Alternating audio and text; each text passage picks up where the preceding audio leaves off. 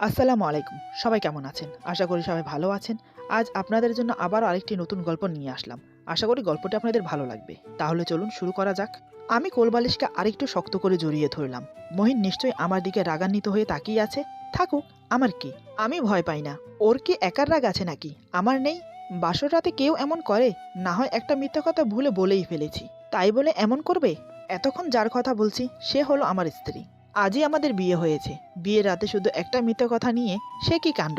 সে আমার সাথে যা করলো তার জন্য আমি একটু প্রস্তুত ছিলাম না। এরপর যা হলো আমার সাথে। আমার নাম রাতুল। পড়াশোনা মাস্টার কমপ্লিট করেছি।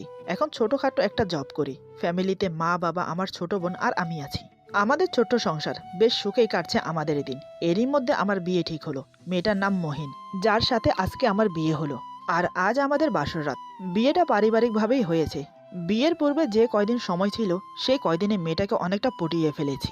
আমার অবশ্য মেয়ে পটানোর অভিজ্ঞতা বেশ ভালোই আছে। আগেও দুটোকে পটিয়েছি। সেই সুবাদে কিছুটা অভিজ্ঞতা আছে আমার। মনে মনে খুব আনন্দিত।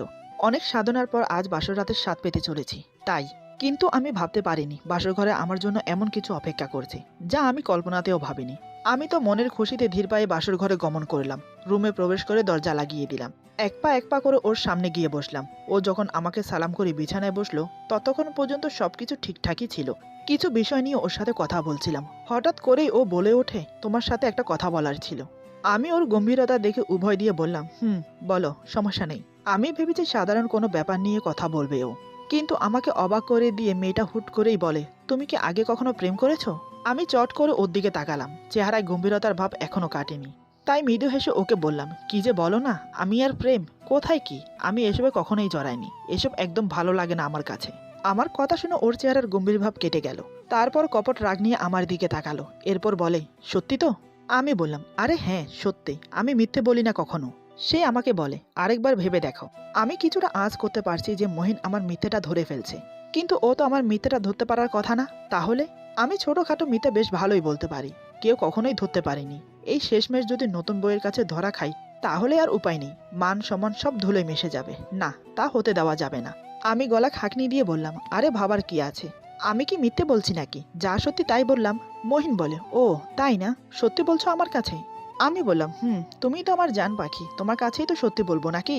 সে আঙ্গুল উঁচিয়ে বলে, একদম ন্যাকামি করবে না। কি ভেবেছো কি আমি কিছুই জানি না? আমি সব জানি। আমি বললাম, কি কি কি জানো তুমি? সে বলে, রূপা এবং নিতুর সম্পর্কে সবকিছু জানি আমি। এবার আমি অনেকটাই চুপসে গেলাম। অবশেষে বইয়ের কাছে ধরা খেতে হলো। আমি মাথা নিচু করে বললাম, দুর্ভাগ্যের ব্যাপার হলো এরা দুজনের একজনও আমার হয়নি। দুজনেই আপন স্বামী নিয়ে বেশ আয়েসে আছে। ও কিছুটা ঝাঁঝিয়ে বলে, চুপ করো, এই মুখ নিয়ে কথা বলছো কিভাবে? যাও বালিশ নিয়ে ফ্লোরে শুয়ে পড়ো। আমি বললাম, কেন? ফ্লোরে শুবো কেন? মহিন বলে, এটা তোমার শাস্তি। মনে মনে বলি, শালার ওই দুই মাইয়ার জন্য আজ আমার এই অবস্থা। হাতের কাছে পেলে কয়েকটা দিতাম। ও বালিশটাকে আমার দিকে বাড়িয়ে দিয়ে বলে, যাচ্ছ না কেন? জলদি যাও, আমার ঘুম পাচ্ছে, আমি ঘুমাবো। আমি কিছু একটা ভেবে বালিশটাকে রেখে উঠে দাঁড়ালাম। আলমারি খুলে আমার বইয়ের শত্রুকে খুঁজতে লাগলাম এবং কাঙ্ক্ষিত জিনিসটা পেয়েও গেলাম। কোল বালিশটা নিয়ে এগিয়ে গেলাম খাটের দিকে। ও আমার হাতে কোল বালিশ দেখে কিছুটা অবাক হলো, তবে কিছু বলল না। আমি কোনো কথা না বলে চট করে শুয়ে গেলাম খাটে। বললাম, খাটটা তোমার না, আমার বাবা কিনে দিয়েছে। যদিও এবার বলবে আমারও সমান অধিকার আছে, তাই আগেই তোমাকে অর্ধেক দিয়ে দিলাম। যাও, খাটের বাকি অংশ তোমার। এই বলে শুয়ে গেলাম। ও কিছু না বলে আমার সাহস দেখে অবাক হলো। সে নিজেও কিছু বলল না, চুপচাপ বসে রইল। আমি কোলবালিশ জড়িয়ে ধরে আর চোখে ওর দিকে তাকালাম। ওর মুখটা কেমন জানি আষাঢ়ে আকাশের মতো হয়ে গেল। রাগ আর কান্না মিশ্রিত মুখটা দেখে আমার কেন জানি মায়া হলো। আমি বললাম, কি ব্যাপার, বসে আছো যে?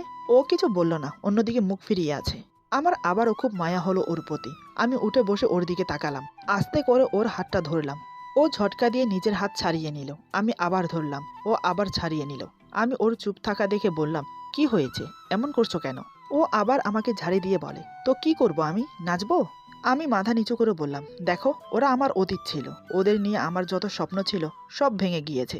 সময়ের সাথে সাথে সব ধুলোয় মিশে উড়ে গিয়েছে হাওয়ায়। হ্যাঁ, আমার কষ্ট হয়েছিল, কিন্তু সময়ের সাথে সাথে আমি নিজেকে সামলে নিয়েছি। আমার সবকিছু এখন তোমাকে নিয়ে, মিহিন। তোমার চরিত্র প্রবেশ করেছে আমার জীবনের নাটকে। যতদিন এই নাটক স্থায়ী হবে ততদিন তোমাকে বেঁধে রেখে দেব। ভালোবাসার বাঁধনে আবদ্ধ করব তোমাকে। এখন আমার কাছে তোমার চরিত্রটাই বেশি প্রয়োজনীয়, মিহিন।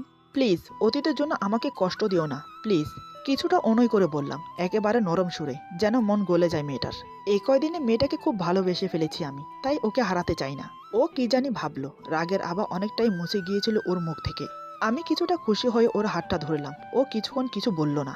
আমি আরেকটু খুশি হলাম। ও আমার মুখের দিকে তাকিয়ে আবার নিজের হাত ছাড়িয়ে নিল। মুখে আবার পূর্বের ন্যায় রাগের আভা চলে এসেছে। মিহিন বলে, কি ভেবেছো নরম কথা বলে আমার মন নরম করবে? এত সহজ নয়, বুঝলে? তোমাকে অবশ্যই শাস্তি পেতে হবে। আমি আরো নরম হয়ে বললাম, আচ্ছা আমার দোষটা কি বলো? প্রেম করেছি, এটাই আমার দোষ? সে বলে, ওমা, প্রেম তো আমিও করেছি। আমি যদি প্রেম না করতাম তাহলে তোমার প্রেম করাটাও দোষের হতো। তোমার দোষ হলো তুমি মিথ্যে বলেছো আমাকে, এটাই তোমার দোষ। এবার আমি অবাক হয়ে বললাম, এই তুমি প্রেম করেছো? সে বলে, করেছি তো। তুমি করতে পারো, আমি পারি না? আমি বললাম, তুমি আমাকে আগে বলনি কেন? সে বলে, কেন? আগে বললে কি বিয়ে করতে না? আর তাছাড়া তুমিও তো আমাকে আগে বলনি। আমি কিছু বললাম না, কিছু সময় চুপ করে রইলাম।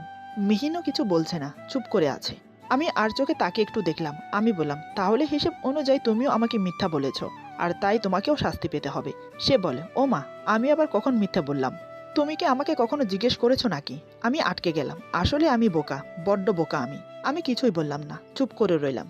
মিহিনের দিকে তাকিয়ে দেখি মিহিনও চুপ করে আছে। আমি আবার বললাম, আচ্ছা তোমরা কি প্রতিদিন দেখা করতে, দূরে কোথাও ঘুরতে যেতে? ও হয়তো বুঝতে পেরেছে আমি কি বলতে চাইছি। সে বলে, আরে না, ওর সাথে আমার ফেসবুকে পরিচয় হয়, কখনো সামনাসামনি দেখা হয়নি, শুধু কয়েকটা ছবি দিয়েছে ও আমাকে। আর খুব ভালো গল্প ও কবিতা লিখত সে। আমি রীতিমতো ওর একজন ভালো পাঠিকা ছিলাম। এর থেকেই প্রেম হয়। কিন্তু হঠাৎ একদিন সবকিছু কালো হয়ে গেল। আমাকে না জানিয়ে আমার নীল আকাশটাকে কালো করে কোথায় হারিয়ে গেল শয়তানটা। অনেক খুঁজেছি, ফোনও দিয়েছি, কিন্তু সব জায়গায় আমাকে ব্লক করে ও। কালো করে দেয় আমার দুনিয়াকে। তুমি যেমনটা ভাবছো তেমন কিছুই হয়নি। আমি বাকরুদ্ধ হয়ে ওর দিকে তাকিয়ে রইলাম। সাদা মুখটা ফ্যাকাশে হয়ে গেছে। চোখগুলো চিকচিক করছে ওর, যেন কয়েক ফোঁটা জল এখনই গাল বেয়ে পড়বে। আমি চট করে ওর হাতটা ধরলাম। খুব শান্তভাবে বললাম, সরি। আমি কয়েক মুহূর্ত ওর হাতের দিকে তাকিয়ে রইলাম। না, ও এবার হাত ছাড়িয়ে নিচ্ছে না। আমার কাছে কেন জানি ভালো লাগলো। আমি ওর দিকে ভালো করে তাকালাম। ও আঙ্গুল দিয়ে চোখের কোণাটা মুছলো। এক ফোঁটা জল যেন পড়তে না পারে তার চেষ্টা। মেয়েটার মুখটা কেন জানি কালো হয়ে আছে। ও ঠোঁটের দিকে চোখ যেতেই দেখলাম গোলাপি ঠোঁটটা কেমন জানি শুকিয়ে আছে। আগে তো এমন ছিল না। আগে ওর ঠোঁট জোড়া দেখলে আমার খুব ইচ্ছে হতো ওকে একটা চুমো খাই, কিন্তু ভয়ে পারিনি। আমি ওর গোলাপি ঠোঁটটার দিকে তাকিয়ে রইলাম। আমার কি হলো আমি জানি না। আমি হঠাৎ করে ওর ঠোঁটে একটা চুমো খেলাম। শুকনো ঠোঁটটা ভিজিয়ে দিলাম। ও হয়তো ব্যাপারটা আগেই বুঝেছে, কিন্তু তার আগেই আমি ওকে চুমো দেই। নরম ঠোঁট জোড়ার মিলনে কেমন যেন অতৃপ্ত স্বাদ পেলাম। খুব ইচ্ছে হলো আবার খাই, কিন্তু মহারানী যেভাবে তাকিয়ে আছে যেন আস্ত খেয়ে ফেলবে। আমি ওটাকে অপেক্ষা করে ওর দিকে এমনভাবে তাকালাম যেন কিছুই হয়নি। আমি বললাম, জীবনে অনেক সময় পাবা আমাকে শাস্তি দেওয়ার, যত পারো দিও, আমি মাথা পেতে নেব। অন্তত আজকে আমাদের বাসর রাতে এমন করো না, প্লিজ, শুয়ে পড়ো। এই বলে আমি কোলবালিশটাকে জড়িয়ে ধরে শুয়ে পড়লাম। ও কপট রাগ নিয়ে আবার আমার দিকে তাকিয়ে আছে। আমি বললাম, কি ব্যাপার, ঘুমাবে না? ও কিছু বলল না। কিছুক্ষণ পর হুট করে আমার কোলবালিশ টানতে শুরু করলো। আমি বোকার মতো ওর দিকে তাকিয়ে বললাম, এই এই মিহিন, করছো কি? কোলবালিশ টানছো কেন? ও টানাটানি ছেড়ে রাগী সুরে বলে, তুমি কোলবালিশ নিয়ে শুয়ে আছো কেন? আমি বললাম, তো কি করব, এটাই তো আমার একমাত্র সম্বল। ও বলে, তো আমাকে নিয়ে আসছো কেন? আমি বললাম, তোমাকে তো এনেছিলাম কোলবালিশের পরিবর্তে, কিন্তু তুমি তো আর সেটা হচ্ছ না, তাই কোলবালিশই আমার সম্বল। সে বলে, সরাও এটা, আমি ঘুমাবো। আমি বললাম, ঘুমাও না, পাশেই তো জায়গা আছে। সে বলে, না, আমি ওখানে ঘুমাবো না, তোমার বুকে ঘুমাবো, সরাও এই কোলবালিশ। আমি কোলবালিশ সরিয়ে অতীব খুশি হয়ে বললাম, কি ব্যাপার বউ, আমাকে ক্ষমা করে দিয়েছো বুঝি? সে ঠোঁট বেঁকিয়ে বলে, হা হা হা, ক্ষমা? কাল সকাল থেকেই দেখবে ক্ষমা কাকে বলে। আমি অসহায় হয়ে ওর দিকে তাকিয়ে আছি। সুখের দিন শেষ, তেজপাতার দিন শুরু, কি আর করব। আমি মৃদু হেসে বললাম, সে দেখা যাবে, আসো ঘুমাও। এ কথা শুনে সে কোলবালিশটা নিচে ফেলে আমার বুকে এসে মাথা গুজে।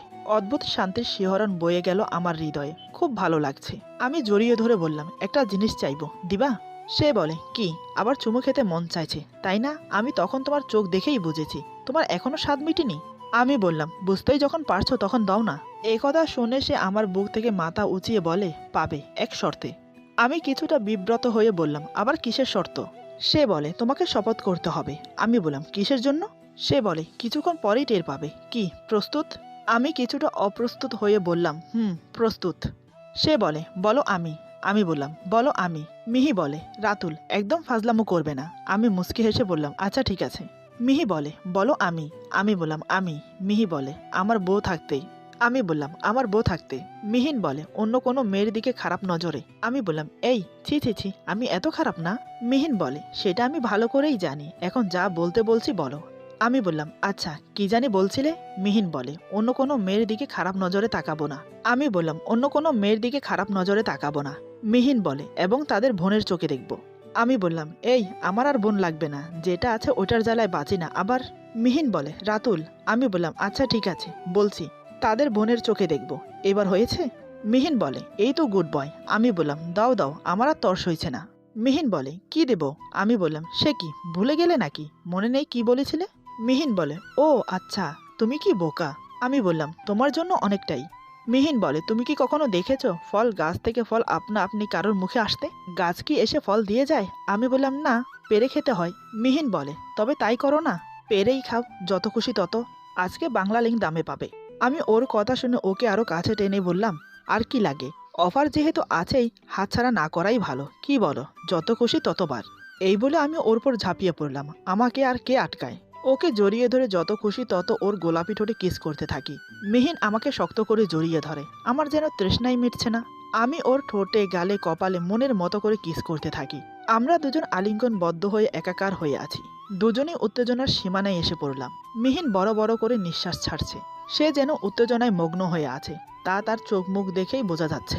আমি ওর কানের কাছে বললাম তোমার অনুমতি পেলেই আমি এখন শারীরিক সম্পর্কে লিপ্ত হতে চাই, তোমার কি মত? মিহিন বলে গাধার মতো একটু পরপর কি প্রশ্ন করো আমাকে, সবকিছু কি আমিই বলে দেব?